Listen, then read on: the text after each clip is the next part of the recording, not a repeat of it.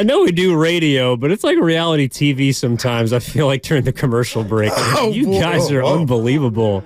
This is the crossover. Mark Willard, Dan Dibley, Daryl the Guru Johnson. It's time to be back Monday. Yeah. The Breaks. Yeah, that's always been the name of the podcast that I've wanted to do. The Breaks. The Breaks. Break it up, break it up, break it up, break it up. I like that. Curtis Blow. I'm fixing it, Grandin. And we may sort of do our version of that 3 times next week on Monday, Wednesday, and Thursday when the Warriors play early East Coast games.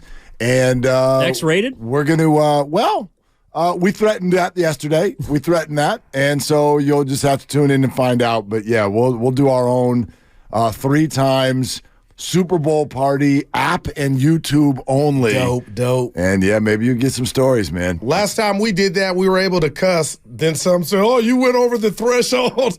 There was some power to just like let one go. I know.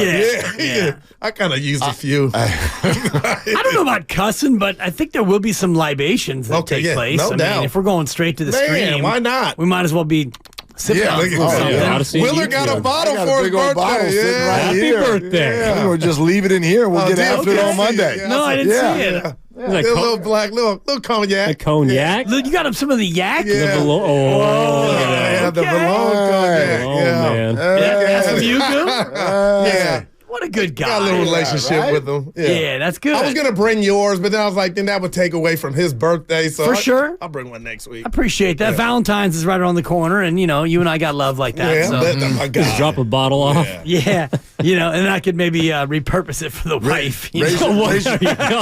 That's what we need. Raise your hand if you've already made any Valentine's Day related purchases. Well, you guys are out on your own island. I don't know what you're talking about.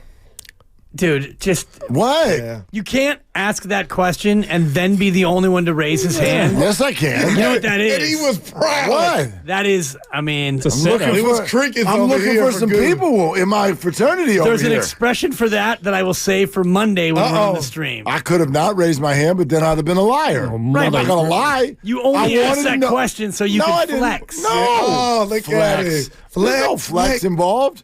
I just want to know if y'all are like this. Call it a public service announcement. This holiday has a way of sneaking up on dudes. Thank you. Because we're not thinking. We're just like, it's 1:51. What's dinner? That's like as far as our brain goes. That's why advertisers come to sports radio stations. Oh, your Teddy Grahams and all the stuff that you're hearing about because they know. They know that we're sitting there doing nothing. But what if you want your Valentine's to be every day with your mate? Oh, my God. Then you better work hard on making it every day. You know, Even like I I'm know that's not a forced to thing. use all the flowers you told me to get. Exactly. I act like it's natural. You know, Totally. I like organic. Valentine's I don't like the pressure, dude. Like the lettuce. He likes it organic. Yeah, someone who doesn't have to deal with this, like how far out do you start looking? Ask Willard. I don't know. Was it 3-4 weeks? No, it's when you see something. Wow, look at it. When you see something, you do it. Power of now. But see, you and Christy Let's go. and Dibs, you guys are you're still your stuff is brand new. I'm 20 in. You know, you guys are brand new. I look at his eyes; they're twinkling already. You learn from him and Dibs. Mine is Hey Sam, how you doing? This is our third one. It's not our first. Oh, okay. It's our third trip. All right. I would Through never February. know. Yeah. I treat Valentine's like I'm a major league player. If I go 1 for 3, I'm going in the Hall of Fame. Thank you. Thank you. I'll take a 3. It's a Friday 3. Can we have Randy's some fun, really tough though on giving out any love. Real to the quick, Dibber. we sat here yesterday at the same time and we gave 3. York love, and then he goes and Willard, I don't know if you guys heard the sound, Dibs. Of, you didn't like it. Which one? Oh, we heard a bunch of it. Which one are you talking about? The one on McCaffrey. Oh, yeah, I heard that. Playing poker. Yeah. You didn't like it? No, it's not I didn't like it. It's like, you didn't have to put me out there like that. You know what I mean? Like, meaning like Dibs, like I really Kyle, didn't want I you wasn't on all my the way team. in. Like Kyle was like, we're really going to give up And that. I understand that. We don't need a running back. Did you have to do it 8 days before the game? It's just interesting, Willard. We gave him kudos for being quiet. He was but then we share stories. Okay. Again, my thing about being quiet, I don't want, like, if the questioning had been like, okay, Jed, thanks for all those stories. Who do you like in the third round this year? Now I'm out. If he wants to sit here for the first time in 6 years, and what I sort of read yesterday as take stock of what's taken place. Can do that. Take stock of how you got here. You hired Kyle, and how did you end up with Brock? And then it was a state of the union through the rearview mirror. Okay. What do you give me for this? And he shared some stories. I don't think he sold them out. It's your 20-year anniversary, wedding anniversary. I'm at the dinner. I say, toast, toast. I hit the glass. And I say, I remember when Dibs wanted to leave her, and I talked him out of it. I can say that. It is truth, Willard, but that's not the time to say it. I have to talk him out of it. People going to be like, whoa. So I had to take the keys out of his hand. He didn't say that. Willard, but that's how it felt. I know. We're going to give up that for a running back? Right. For a running back? Right. Well, but that's how the league looks at running backs. He couldn't go to L.A., though. That was real. And I do think that now is the time for that because you're in between weeks, and if you do it at the end after you win the Super Bowl, well, fine. Now you're just bragging because you won the Super Bowl, and if you do it after you lose the Super Bowl, nobody wants to hear from you. So I do think now is a good time for him to step out, and I do think it's interesting that you have these other stories come out now in this week about this and that about the Niners and all the praising that's gone on about the Brock Purdy selection and all the rest of it. Well, before you go, Evan, do you think McCaffrey already knew that about him coming to San Francisco? Because that was my concern. If Evan, for the first time, heard that, wouldn't that be a bit awkward? Just if you're McCaffrey. The first time you're like, oh, Kyle, you weren't in all of them. Okay, what up, coach? But damn, that's all. That's what I asked Evan. And my thing was like, I doubt he knows that. Well, I doubt he knew that then. I'm sure he also felt the love when, his first start against the Rams? He throws for a touchdown, receives the touchdown, and rushes for a touchdown. By the way that he uses him immediately, he probably was like, well, I guess, this player's pretty good. Did you take it as like Kyle was not in on the idea or Kyle was not necessarily in on giving up that much capital? Like, I didn't take it as Kyle didn't. I take it as both. Didn't want Christian McCaffrey. He didn't think he was worth it. How the hell would an offensive coordinator not want Christian McCaffrey? Because he was too expensive. Well, and it's worked out, though. To be fair, a lot of people thought it was. I remember seeing like C grades and C plus grades from the trade. Bleacher Report crushed the 49ers. Yeah, they said it was a dumb deal. Crushed them. Yeah. Well, a lot of that was the injury history of McCaffrey. And, here you have it. And I don't think that he has missed any game since he started. Not a one. I mean, he won one game. He left a game. He left a game, but he didn't miss any. Right. And here you are in the Super Bowl with the number one running back. And Week 18. We did the exercise yesterday on who those picks have turned into. Mm-hmm. And, you'd be hard-pressed to know them by name or really know their resume. And I know they're young players, and they all were drafted last year. And the other pick is a pick coming up in this year's draft. The fifth is in this year. It was a 2, a 3, and a 4 last year, and a 5th in the upcoming draft. And, you'd be hard-pressed to know who those guys turned into. Yeah, unlike, Trey Lance. Trey Lance, which exactly who those guys turned into. So, no, it was clearly worth it. I mean, at the time, I'm trying to, put the hat back on. I don't think I was apprehensive, but you always have the risk of, well, if it's a running back, number one, he's getting a little older. Number two is the injury history. But I think to that point in that season, Brian Baldniard came on and said he'd played 95% of snaps to that point of the year. So the 2 previous years were due to injuries that were a little flukish. It wasn't like he was injury prone. So I remember being completely okay with what they gave up for it. And I think you even put it into words, Willard, with how much they were going to get back due to the coaches that were leaving. It's like you're basically only giving up a second-round pick. Yep. I also think that we learned this lesson repeatedly, and I get why it makes us nervous. But I still question whether the phrase injury prone even exists. I don't even know if it exists. Oh my gosh, Christian McCaffrey, he gets hurt. Right, it's football. It's just like a year ago, Kyle Shanahan hurts his quarterbacks. No, he doesn't. They've had a bunch of bad luck at that position last year to the point where you ended up with 4 injured quarterbacks by the time the season ended. No quarterbacks. But and I know the Trey Lance conversation for some people is different in terms of how they were using him and all that stuff. But the injury history of the 49ers and the suggestion that their style of play hurts people I think an underbelly of this year that we haven't talked about enough is that got debunked. Because I was like, wait, but Steiny and I were kind of, is there something to that? But in the NFL, it just, you're just going to get hurt, man. Right. Like, if you're on the field, you're injury prone. No, wow. I mean, Jason Barrett on line one. Like, there are players that get hurt more than others that that's had on history. Yeah. Okay. Like, he's been hurt going back to college. Like, I think there's, but I'm generally with you. I don't think it's a 49ers thing specifically.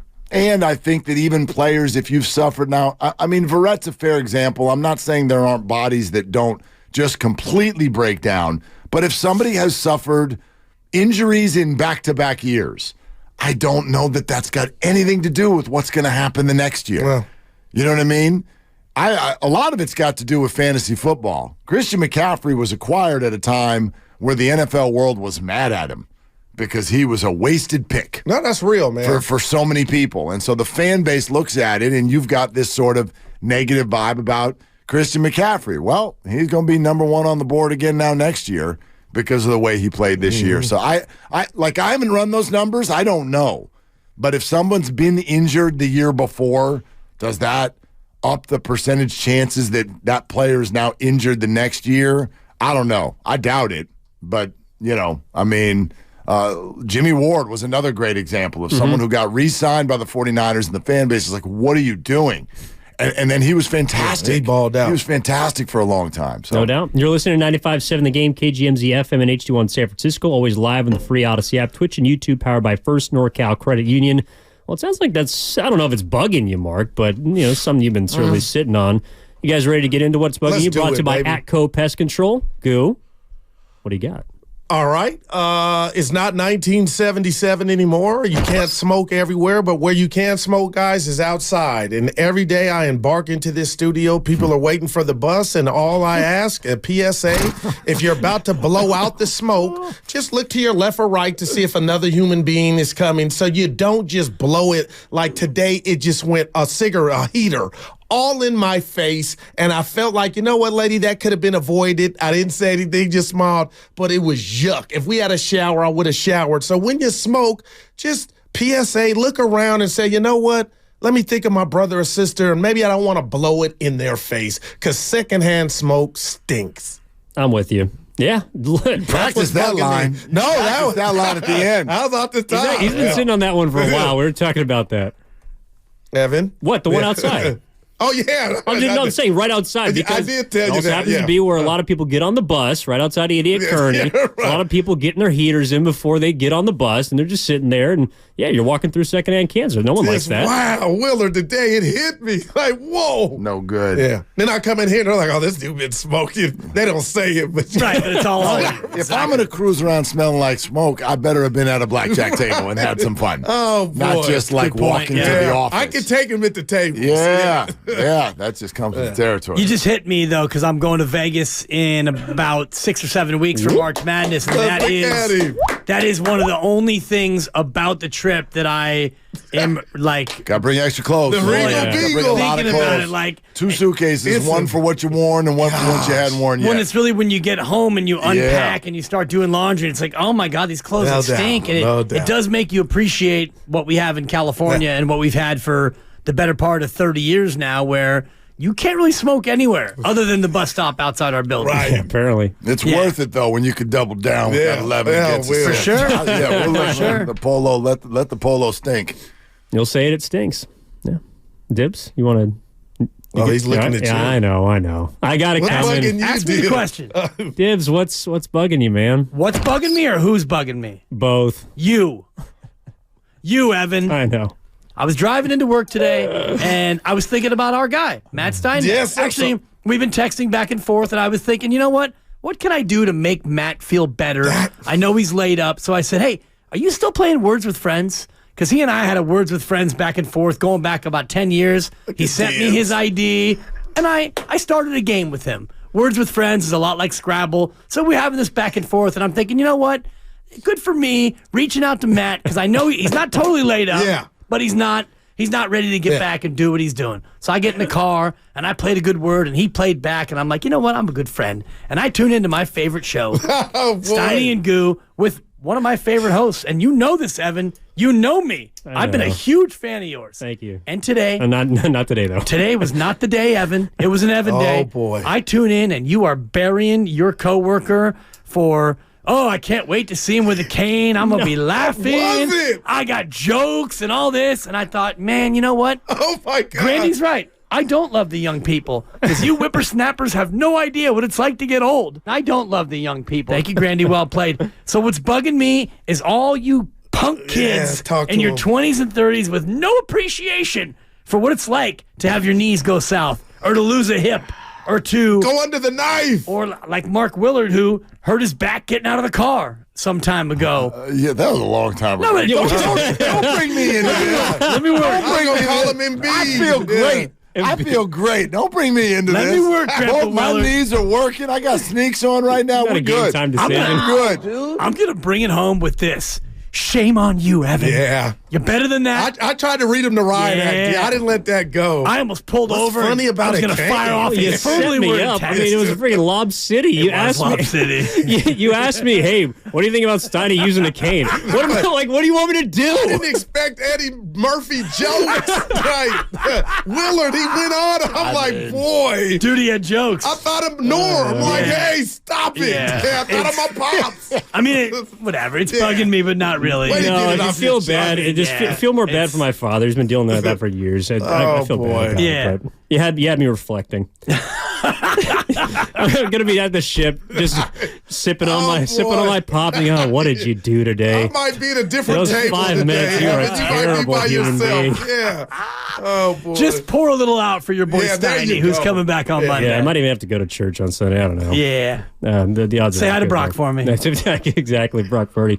All right, what's bugging me? I don't mean to make it dark, but there's a story earlier this week that did piss me off, and I don't mean to make it all about the entire population of Wichita, Kansas, but there's a couple of idiots that went out, stole a Jackie Robinson statue, and burned it. And that is what's bugging me this week. People still in 2024.